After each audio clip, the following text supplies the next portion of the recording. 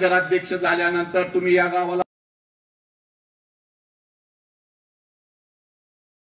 दंड लावला, तुम्ही नगराध्यक्ष झाल्यानंतर या गावाला शास्ती लावली आणि या गावातल्या नागरिकांवर अन्याय केला। पण नागरिकांना आम्ही अभिमानाने सांगतो की आमच्यासारखे कार्यकर्ते लढले आणि लढून ते माफ केलं।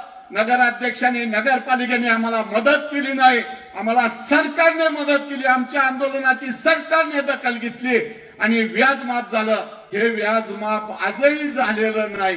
अभय योजना इंदापूर नगरपालिकेला सरकारी दरबाराच्या दबावाखाली दाबून ठेवलेली आहे।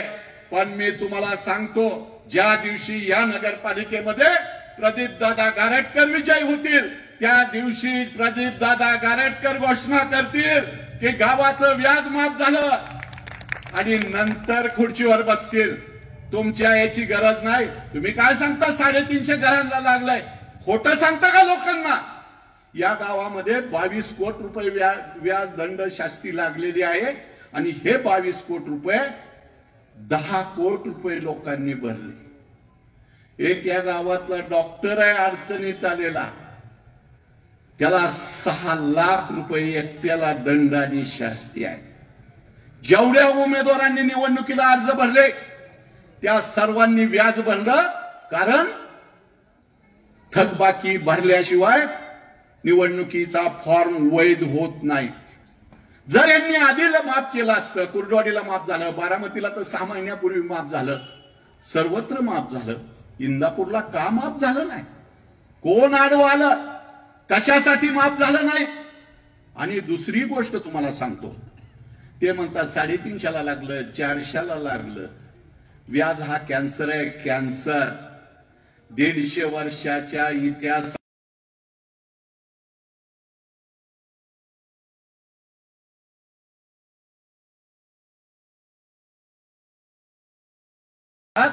एकाही नगराध्यक्षांनी हे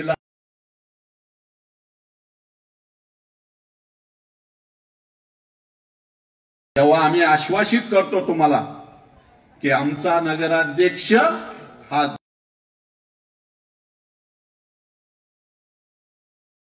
दंड शास्ती व्याज माफ करेल।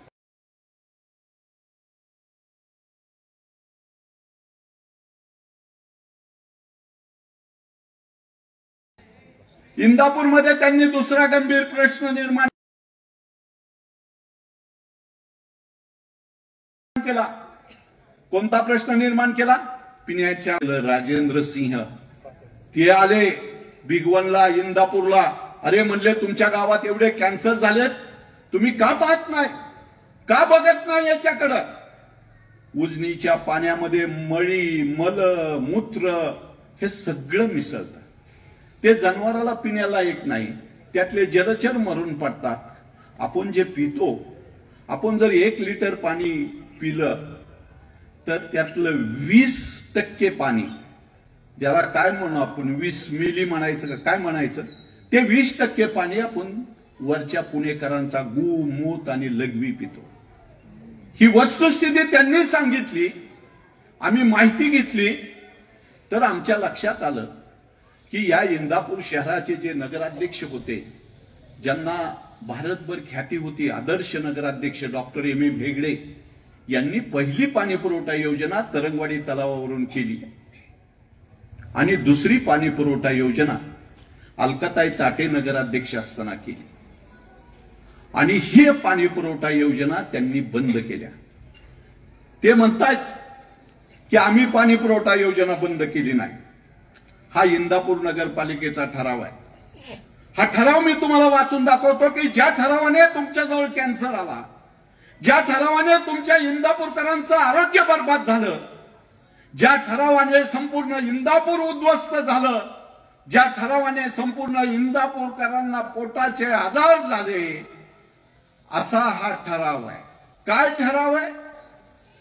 तरंगवाडी तलावावरील पाणी पुरवठा बंद करायचा। वाचून दाखवतो मी।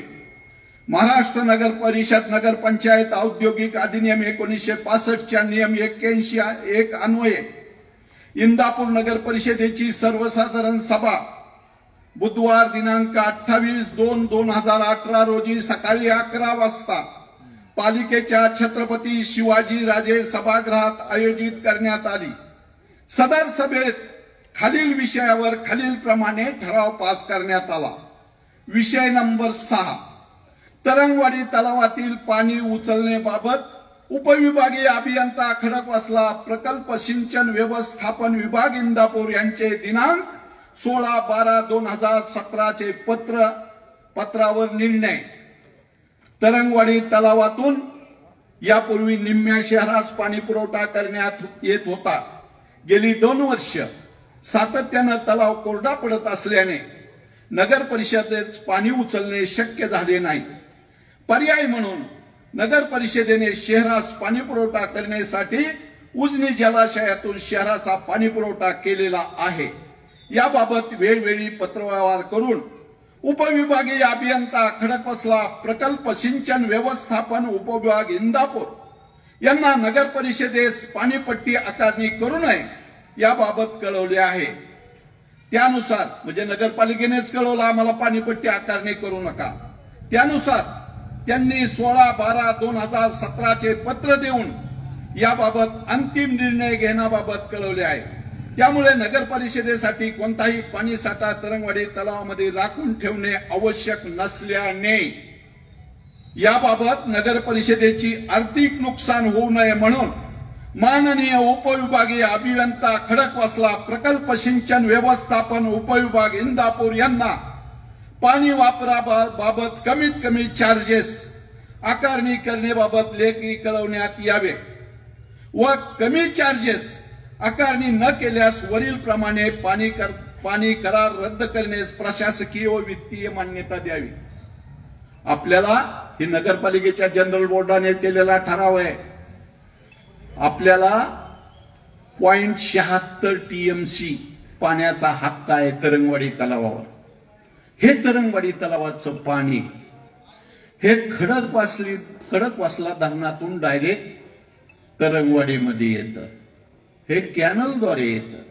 याच्यामध्ये कुठली मळी मिसरत नाही, मल मिसरत नाही, मूत्र मिसरत नाही आणि हे 1974 पासून सलग आतापर्यंत हे पाणी येतं आणि हे पाणी आल्यानंतर ते पिण्यासाठी वापरतात। मग आमच्या विरोधी मंडळीने असा युक्तिवाद केला की हा जो पाणी आहे हे शहराला पुरत नाही, हे शहराला अपुरं पडतं। तुमचा युक्तिवाद एकदम आम्हाला मान्य आहे, परंतु मित्रांनो शेजारी बारामती नगरपालिका आहे आणि बारामती नगरपालिकेची लोकसंख्या इंदापूर नगरपालिकेपेक्षा 5 पट आहे।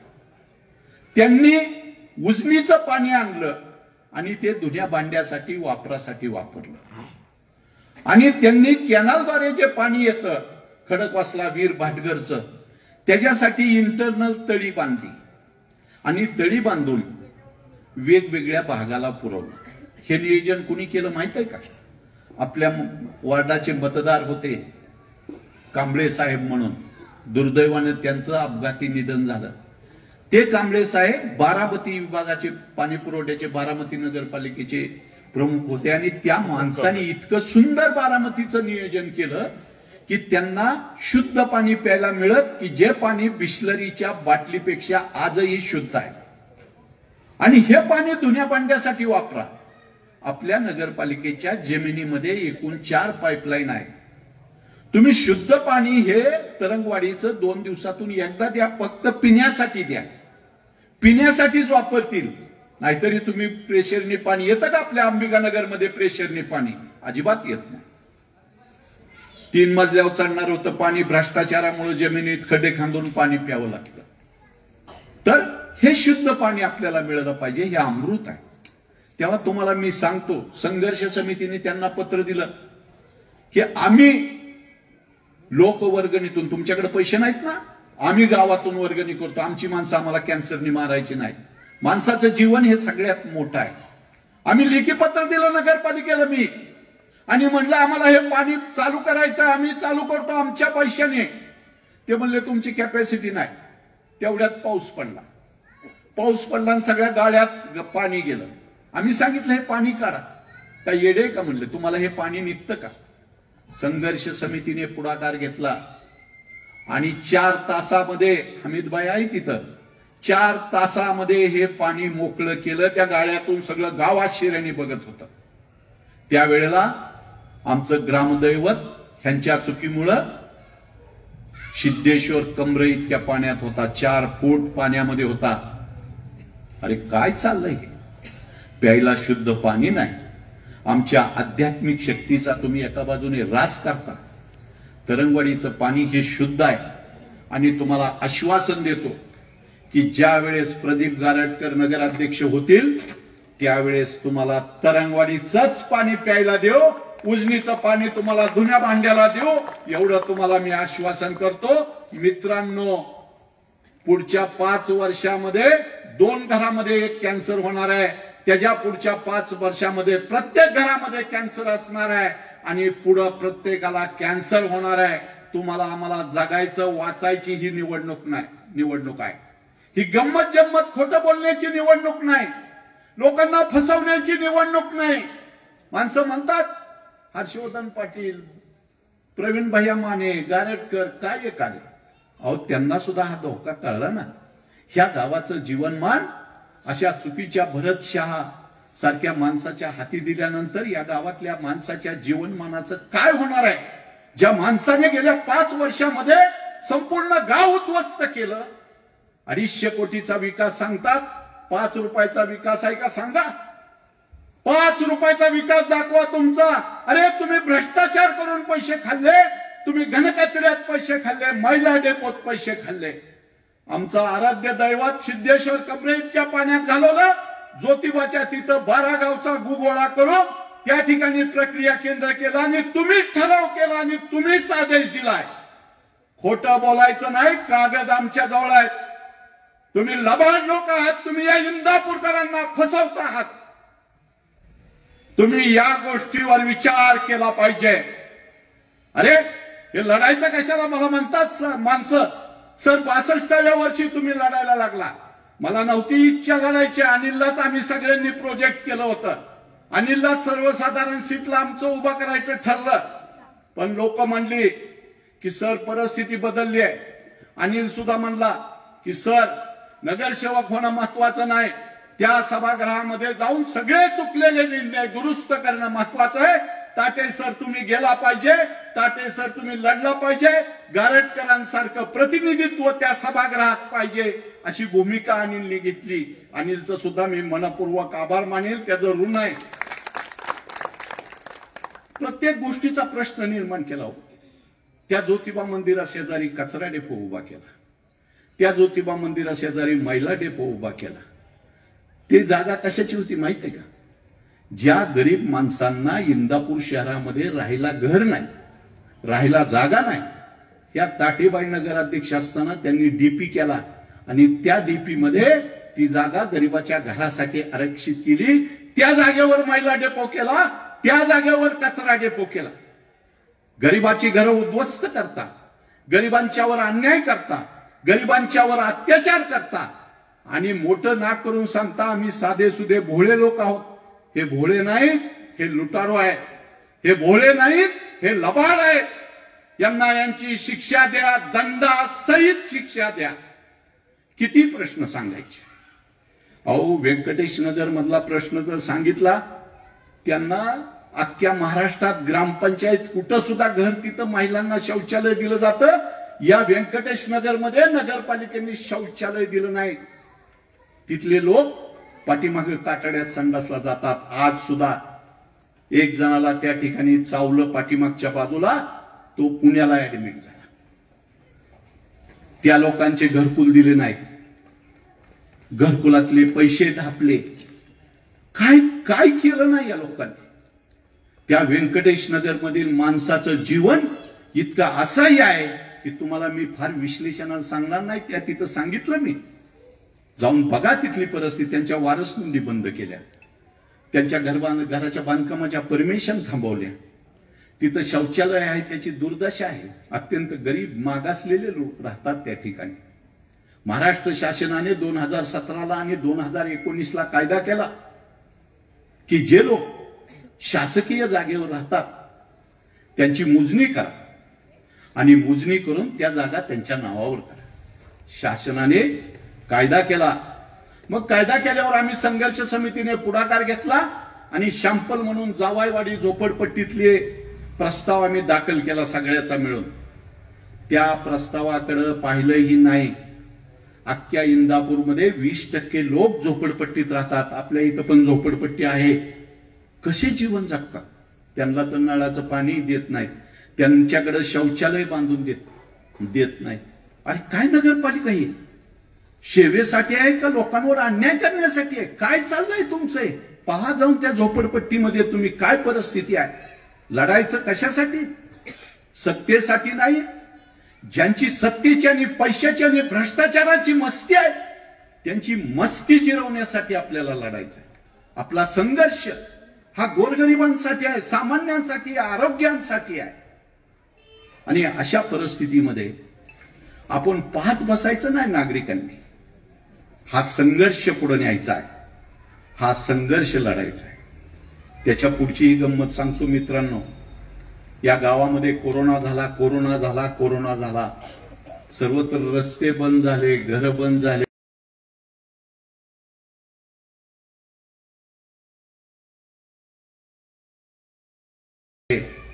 आमच्यासारखे कार्यकर्ते रोज हायवेला जाऊन उभा राहिले. त्यांनी अन्नधान्य वाटलं, त्यांनी दूध वाटलं आणि मदत केली का?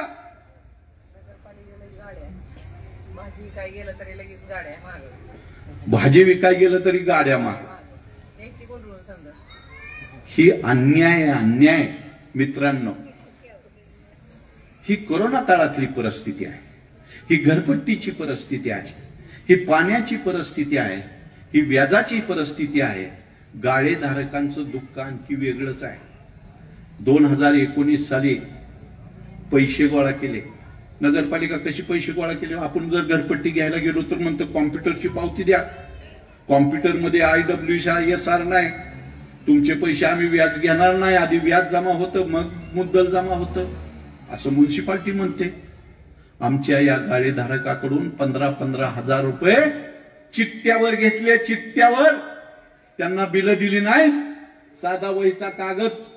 आता कसं लिहिलं आपण, स्वागत, अध्यक्षाची निवड, अमुक तमुक, असे घेतले का नाही 800 साहेब चिठ्ठ्यावर पैसे? खरंय का खोटं सांगा? मिळाल्या का त्याच्या पावत्या? ज्यावेळेस लिलाव झाले, 12 लाख रुपयापर्यंत लिलाव झाले.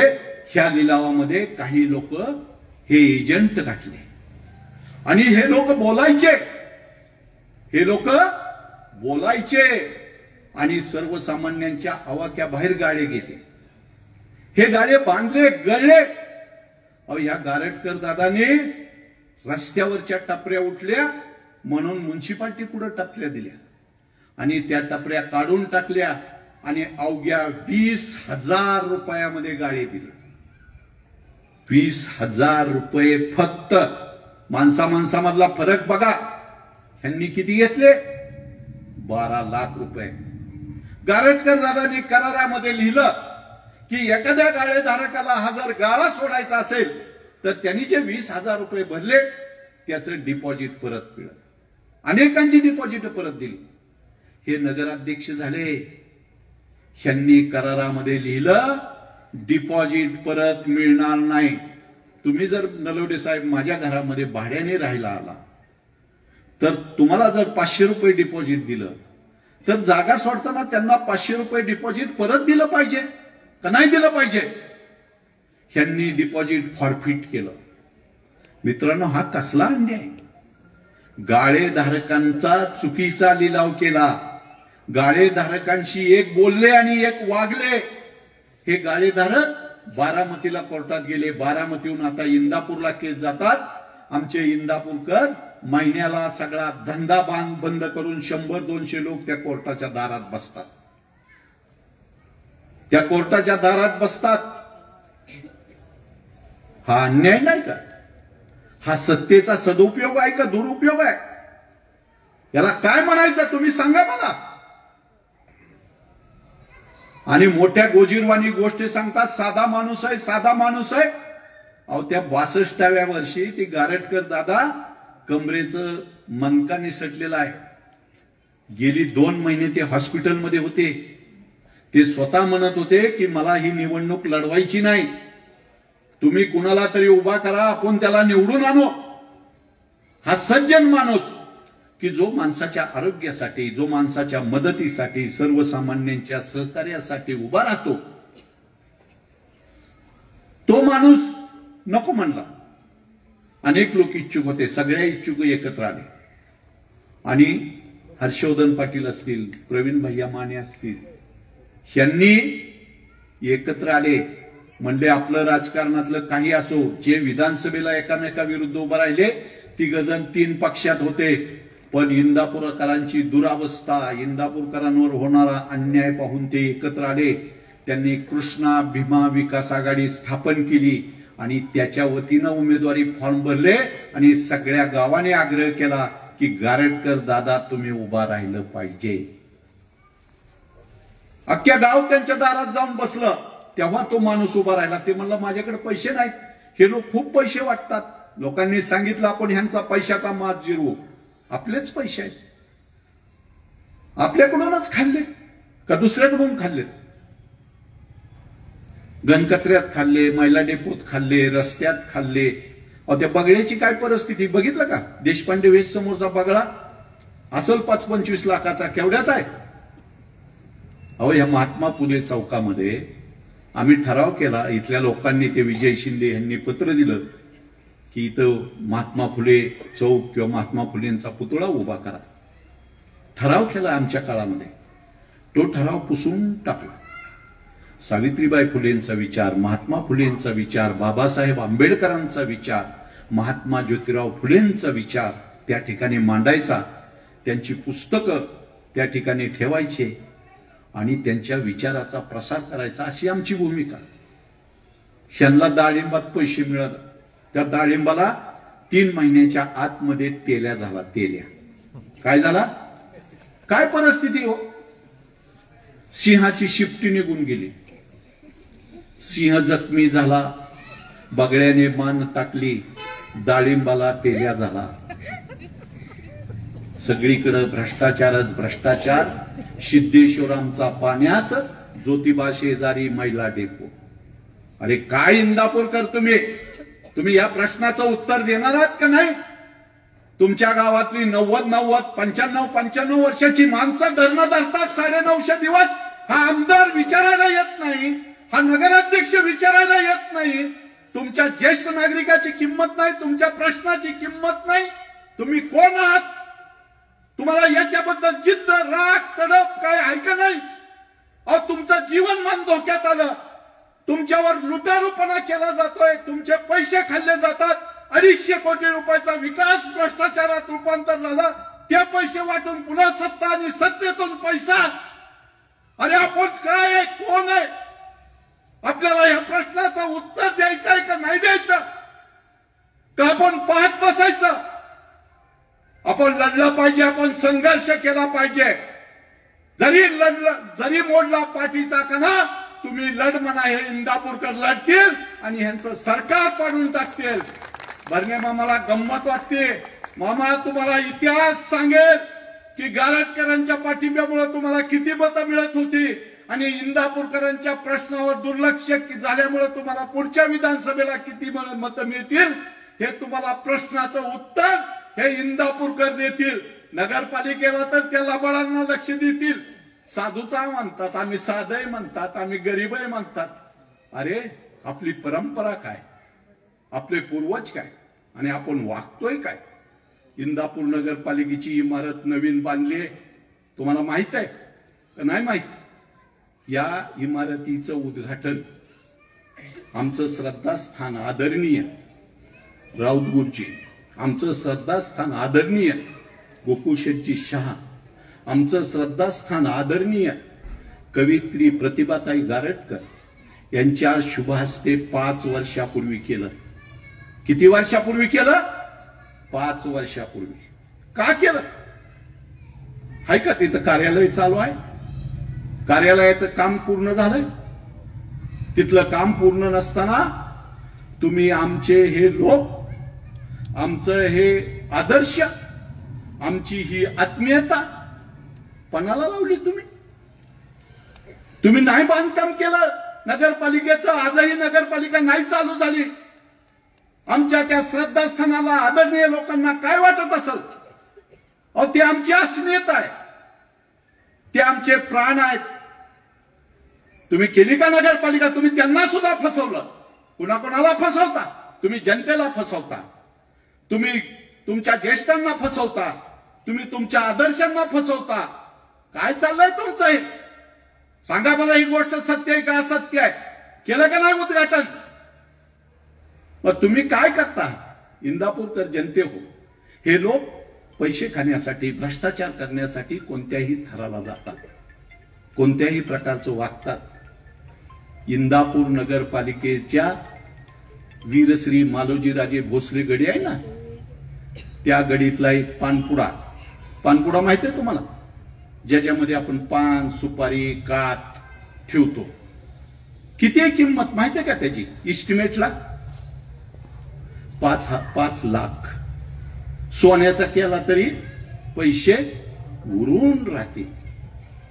आम्ही मागतोय, बरेच दिवस झाले इस्टिमेट द्या. लपवून ठेवतात, लपवून. माहिती ती बाहेर उडत उडत उडत. अहो, जे छत्रपती शिवाजी महाराज सैन्याला आदेश देत की शेतकऱ्याच्या डेटालाही हात लावू नका, 1 रुपयाही चुकीच्या मार्गाने वापरू नका, सत्याच्या मार्गाने राहा, हे शिवछत्रपतींचं राज्य आहे. आणि त्या राजाच्या आजोबाची वीरश्री मालोजी राजे भोसले यांची गडी बांधायचं काम ज्यावेळेस सुरू होतं, त्याच्या किमती तपासा. अहो, ज्या कामामध्ये छत्रपती शिवाजी महाराजांचा विचार सांभाळला जात नाही, ज्या कामामध्ये छत्रपती शिवाजी महाराजांचं तत्व सांभाळलं जात नाही, ते केवढंही काम केलं तरी त्या कामाचा अर्थ नाही. ते पण बंद पडलं. अनेक वाद, अनेक भानगडी. कुणी खायचे, किती खायचे, कसे खायचे? अरे कशा कशात खाता. तुमची टक्केवारी 30% गेली. आणि काम देताना आमचे अनेक लोक छोटी छोटी कामं घेणार आहेत. युवक आहेत, इंजिनियर झाला, 50,000चं काम घेतात, लाखाचं घेतात, 2 लाखाचं घेतात. यांनी कॉन्ट्रॅक्ट कशी केली माहित आहे का? 5 कामं 4 कामं एकत्र करायची आणि त्याचं इस्टिमेट किती कोटी करायचं आहे? 12 कोटी, 16 कोटी, 10 कोटी, 3 कोटी करायचं. एकत्रच करायचं, क्लब करायचा, क्लब. आणि हा क्लब हितला कोणी कॉन्ट्रॅक्टर घेऊ शकत नव्हता. त्याला पुण्या मुंबईचा कॉन्ट्रॅक्टर यायचा आणि तो कॉन्ट्रॅक्टर कामं घ्यायचा आणि मग यांची टक्केवारी निश्चित व्हायची. तो कामं असाच करायचा. ज्या कामाला दर्जा नाही, ज्या कामाला क्वालिटी नाही, त्या कामाला दिशा नाही, त्या कामाला आयुष्य नाही, अशा चुकीच्या पद्धतीनं काम आपल्या शहरामध्ये चालू आहे. लोकांमध्ये चर्चा ही साधा आहे, त्याच्या विरुद्ध एकत्र आलेत. ती कसा गरीब आहे?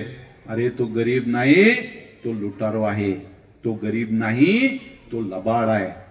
सांगा, ज्योतिबा मंदिरासमोर 17 लाख रुपये खर्चून गोवाचा डेपो कोणी बांधल का? आणि इंदापूरकरांचा गुगवाळा करतो, कमी पडतो म्हणून 12 गावचा गुगवाळा करून त्याच्यावर कोणी प्रक्रिया करेल का? करेल का कोणी?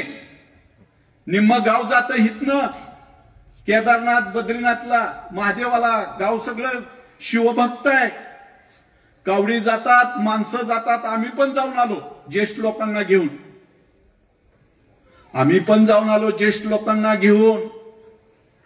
पण इंदापूरचा तुमचा महादेव कुठं आहे? तुमचा महादेव कमरे इतक्या पाण्यात आहे. तुमच्या महादेवासमोर कचऱ्याचा डेपो उभा केलाय. तुमच्या महादेवासमोर गोवाचा डेपो उभा केलाय. अरे काय चाललंय? आम्ही तर संरक्षणात्मक कंपाऊंड बांधा म्हणून मागणी केली. त्यांनी कंपाऊंड बांधल्यानंतर आज कचरा डेपो केला. ह्या कचरा डेपोला कुठलीही कायदेशीर मान्यता नाही, प्रदूषण महामंडळाची मान्यता नाही. आणि असे सातत्याने अन्याय होत राहतात. वाढीव हद्दीमध्ये घर बांधायला गेलं तर त्याला म्हणतात गुंटेवारी आणा. येणे केलंय का ते सांगा. येण्याचं काय झालं? माणूस येण्यासाठी कागद गोळा करायला लागला तर 6 महिने कागद गोळा करूनच त्याची कंबर निवांत होते. आणि पुन्हा पैशाचा हिशोब केला तर गुंठ्याच्या पैशा एवढं येण्याच्या पैशाला लागतात. की अधिकृत पैशाच्या पावत्या वेगळ्या, पुन्हा चिरीमिरी आहेच प्रत्येक स्टेजला. आणि अशा परिस्थितीत आम्ही मागणी करतोय गेली 7 वर्ष की वाढीव हद्दीमध्ये तुम्ही सिटी सर्व्हे करा. सिटी सर्व्हे केल्यानंतर मोजणी करून नकाशे तयार झाल्यानंतर नागरिकांना कोणतीही बांधकाम परवानगीची प्रक्रिया येण्यासाठी अडचण होणार नाही, कोणतीही अडचण होणार नाही. पण यांनी केलं नाही का? पैसे गोळा करायच्यात. पैसे 92 साली हद्दवाढ झाली, अजून आपल्याला सिटी सर्व्हे नाही, अजून आपल्या कामाचं नियोजन नाही, अजून आपल्या कामाचा विकास नाही. एक ड्रेनेजची पाईपलाईन आणली 61 कोटी रुपयाची, आणि जेवढे रस्ते होते इंदापूरचे ते सगळे रस्ते खोदले. आणि केवढी पाईपलाईन टाकली माहितीये का? एवढीशी. किती? 6 इंची का 3 इंची.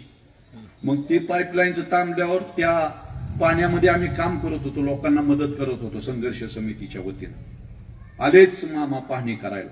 आपले मामा, कंस मामा आहे का शकुनी मामा आहे ते गारटकर दादालाच विचारलं पाहिजे की हा मामा नेमका कोण आहे. दादा, तुम्ही त्याला 95,000 मतं देऊन आमदार केलं, तुमच्यासाठी त्यांनी काय केलं हे दादाला निश्चित विचारलं पाहिजे. हा मामा आला, उभा राहिला, लगेच बाईट बीट द्यायला लागला. नलवडे साहेब होते, कळमकर साहेब होते, हे सगळे पत्रकार होते. मामांना मी विचारलं, मामा एवढ्याशा पाईपामधून कसं जायचं हे पाणी?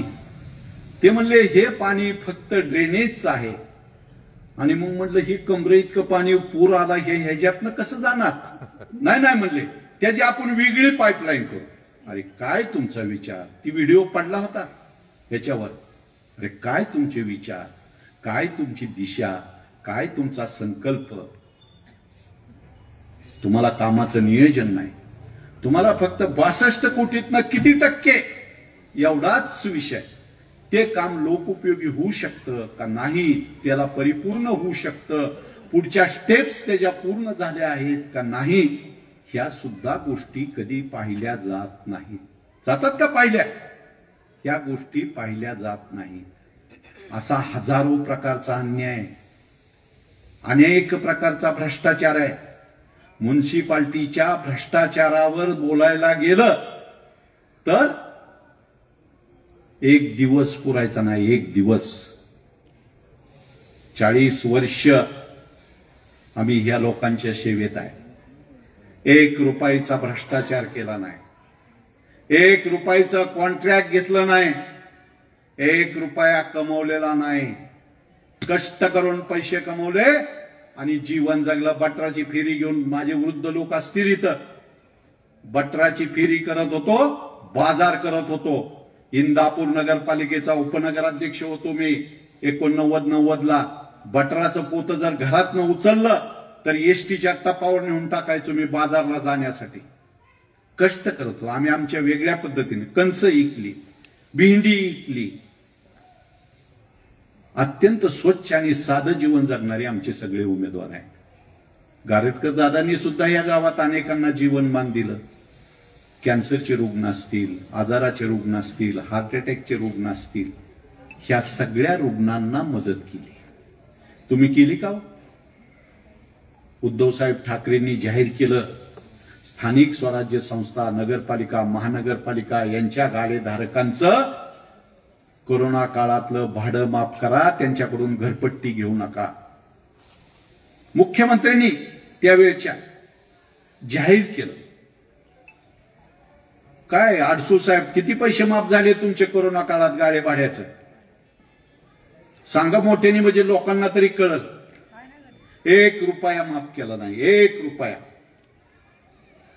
आज या गाडेधारकांची अवस्था, आज ही बाजारपेठ सांगतात ते, ही पूल झाला आणि ती रस्ता झाला. अरे मित्रा, तुझं दुकान आहे, त्याच्या समोरची जी वायर आहे ती वायर तुला बदलता आली नाही. रोज वायर तुटते आहे, माणसांना करंट लागतोय, माणसाचं जीवन धोक्यात आहे. काय केलं तो? आज ह्या बाजारपेठेची परिस्थिती काय? सुवर्णमयी त्या स्वतः नलवडे साहेब 3-3 किलोमीटर करडीच्या रांगा लागत होत्या. 3-3 किलोमीटर गाड्या. आमच्या पूर्वजांनी हे गाव उभा केलं, तुम्ही हे गाव उद्ध्वस्त केलं. आज बाजारपेठेची परिस्थिती सांगा तुम्ही मला. आज मूळ इंदापूरकर कुठे गेलाय ते पण सांगा मला. काय परिस्थिती आहे इंदापूरच्या मेन रोडची? काय व्यापार आहे, काय व्यवसाय आहे? या गावात शुद्ध पाणी मिळत नाही, चांगला व्यापार करायला मिळत नाही. आणि तुम्ही व्यापाऱ्यांचे प्रतिनिधी म्हणता, व्यापाऱ्यांचे अध्यक्ष म्हणता, आणि तुमच्यावर टीका केली की तुम्ही म्हणता व्यापाऱ्याच्या विरुद्ध. अरे व्यापारी ह्या गावातला चांगला आहे, तुझ्यामुळे व्यापारीला याला चाललाय. तुमचं नियोजन शून्य. रोज त्या लाईटच्या तारा तुटतायत, सगळ्या रस्त्याने गाड्याच उभा असतात, पार्किंग केलं नाही तुम्ही. काय बाजारपेठेची परिस्थिती? काय इंदापूर शहरात तुझी ही कहाणी? हृदय अमृत नयनी पाणी. काय तुमच्या शहराची अवस्था आहे? उद्ध्वस्त शहर आहे तुमचं, उद्ध्वस्त. काय करतात तुम्ही? आणि तुम्ही सांगता होय आम्हाला मत द्यावं. कशाला मत मागता तुम्ही? का उभा राहता? आम्ही साधी सुदीन सज्जन माणसं. ही सज्जन, ही ढोंगी, ही लबाड. माणसाची तुलना करा, लोकांना ओळखा. तुमचं जीवनमान कोण उंचवणार आहे? तुम्हाला शक्ती कोण देणार आहे? तुमच्या विरुद्धचा अन्याय कोण निपटणार आहे? कोण शक्तिशाली आहे, कोण समर्थ आहे? पैसा पैसा करू नका. असे अनेक पैसेवाले भांडवलदार आले, टिकले नाहीत.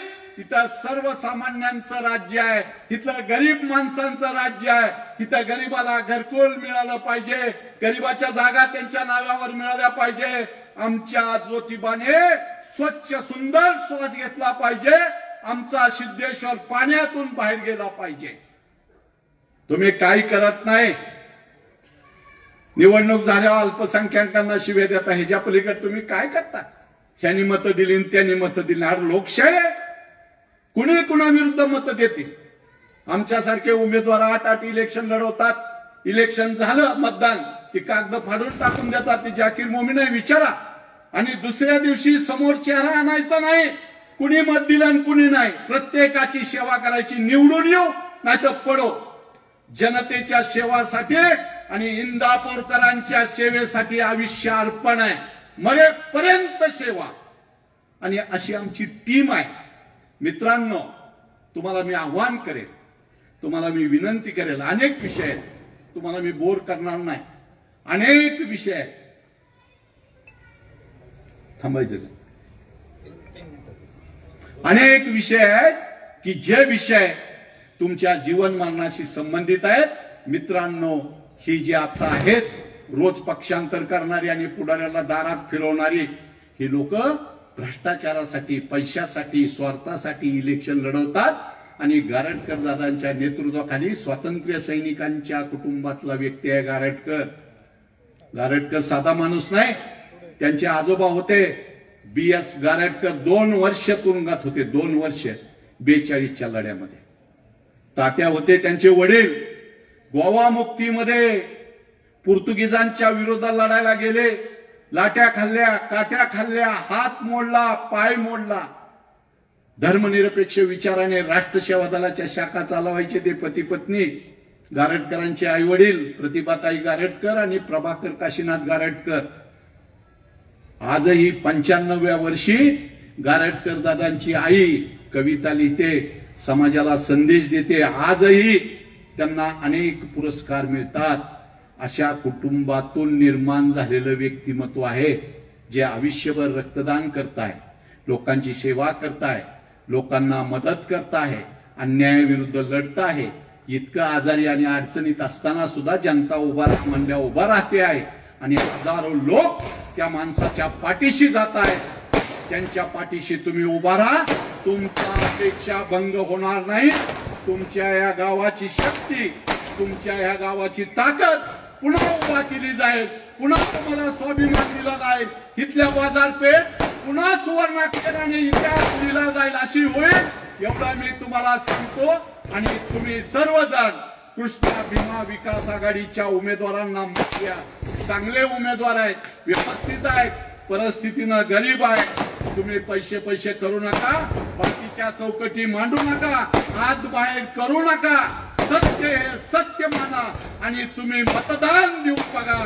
तुम्हाला योग्य कारभार, स्वच्छ कारभार, सुंदर कारभार, हरित इंदापूर, तुमची सर्व इंदापूरकरांची स्वप्न ही पूर्ण केली जातील. म्हणून तुम्ही कृष्णा भीमा विकास आघाडीला मत द्या.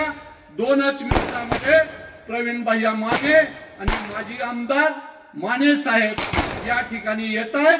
तरी तुम्ही या ठिकाणी मी अनिल राऊत यांना विनंती करतो की त्यांनी, माननीय अक्षय शिंदे यांना विनंती करतो की त्यांनी आपले विचार व्यक्त करावे.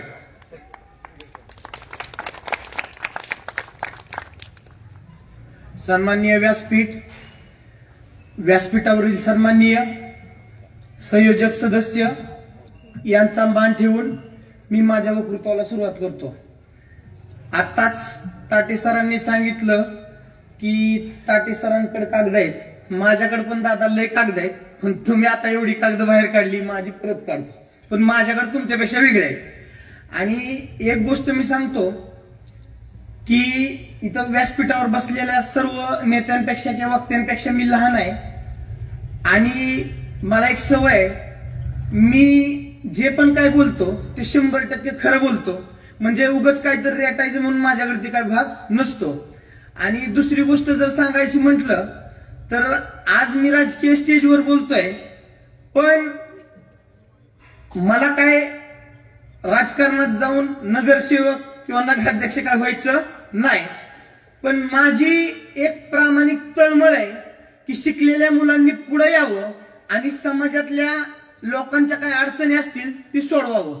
म्हणजे समस्या जर सोडवायच्या म्हटलं तर आपण नगरसेवक झालं पाहिजे, बरोबर का? कारण जागा 20, इच्छुक 100. तर जे पण शिक्षित लोक आहे त्यांनी पुढे आलं पाहिजे. आणि मी तुम्हाला सर्वांना एक शब्द देतो, मी तुम्हाला आता पण सांगितलं की मला काय राजकारणात जायचं नाही, राजकारणात काय मला कुठलं पद किंवा नगरसेवक व्हायचं नाही.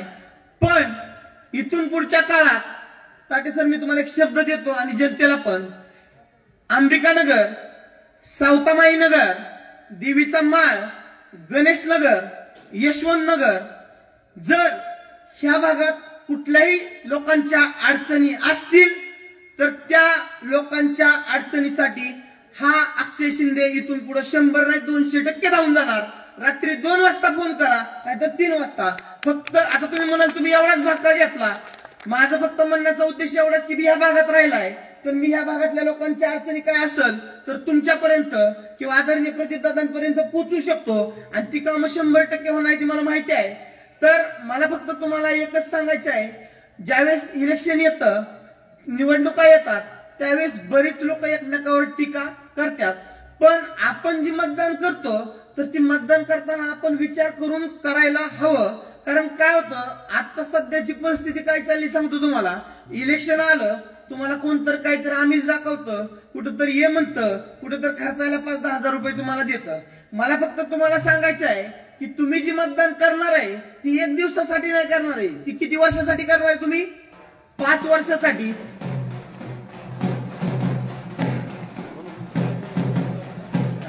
तुम्ही ती मतदान 5 वर्षासाठी करणार आहे, बरोबर? 1 वर्षाचा जर दिवस बघितलं तर 365 दिवस होत्या. 5 वर्षाचा दिवस बघितलं तर जवळपास 1825 दिवस होत्या. जर तुम्ही एखाद्याने तुम्हाला स्वकुशीने 5,000 रुपये खर्चायला दिलं आणि तुम्ही जर उगाच काहीतरी गडबड केली तर तुमच्या एका दिवसाची किंमत आहे 2 रुपये 73 पैसे. किती? 2 रुपये 73 पैसे. आदरणीय प्रवीण भैया माने यांचं या ठिकाणी आगमन झालेलं आहे, तरी सर्वांनी टाळ्यांच्या गजरात त्यांचं स्वागत करायचं आहे.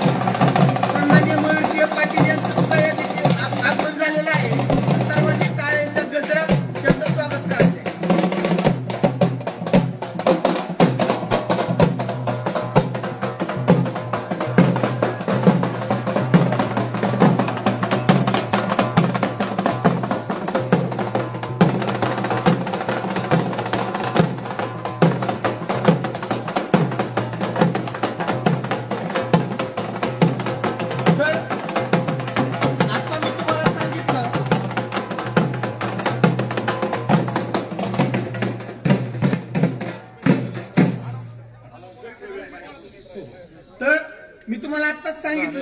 जर तुम्हाला काय आमिष दाखवलं, खर्चायला 5-10 हजार रुपये दिलं, लक्षात ठेवा त्याच्या मागे पळायचं नाही.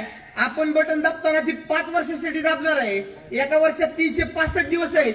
5 वर्षाचं जवळपास 1825 दिवस होत्या.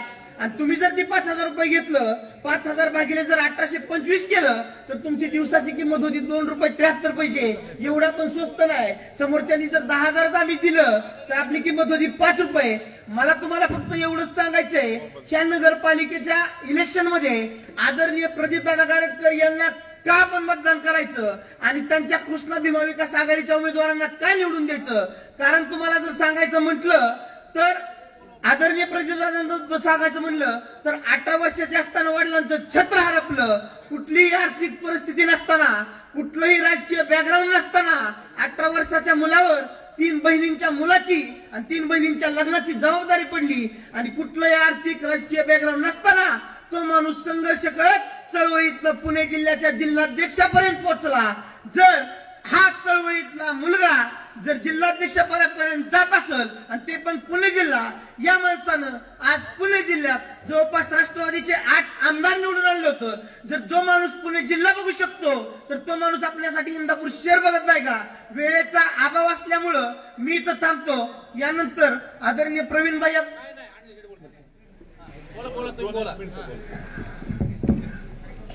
माननीय प्रवीणभाई माने आपल्या इंदापूर नगरपालिकेच्या प्रचारार्थ या ठिकाणी उपस्थित राहिले, त्याबद्दल मी प्रभागाच्या वतीने पहिल्यांदा त्यांचं व सर्व व्यासपीठावरच्या सर्व मान्यवरांचं या ठिकाणी सहर्ष स्वागत करतो.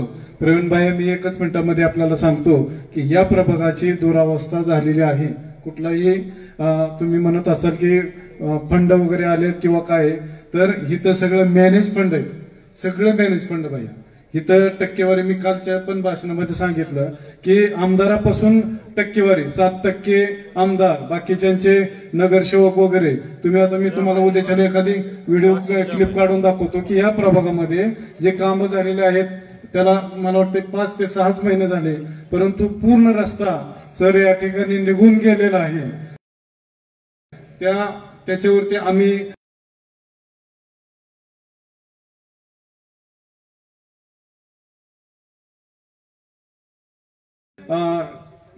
कारवाई सुद्धा या पुढच्या काळामध्ये करणार आहोत.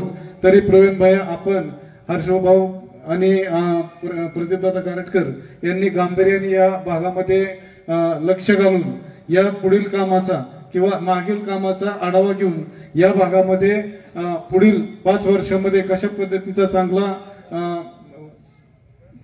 विकास आणि खोटी नाटी जी कामं झालेली आहेत, खराब कामं झाली आहेत, त्याच्यावरती कारवाई करून चांगल्या पद्धतीचा डेव्हलप या ठिकाणी करावा एवढंच या ठिकाणी विनंती करतो. व वेळेअभावी सर बोललेले भैया आपणच बोलावं, कारण फार आपली प्रतीक्षा केलेली आहे. परंतु प्रवीण भाईंना आपली विनंती करतो की आपण 2 शब्द आम्हाला मार्गदर्शन करावं. 2 मिनिटं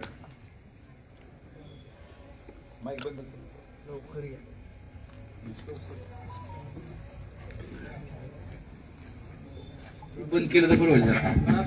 नाही बंद करा.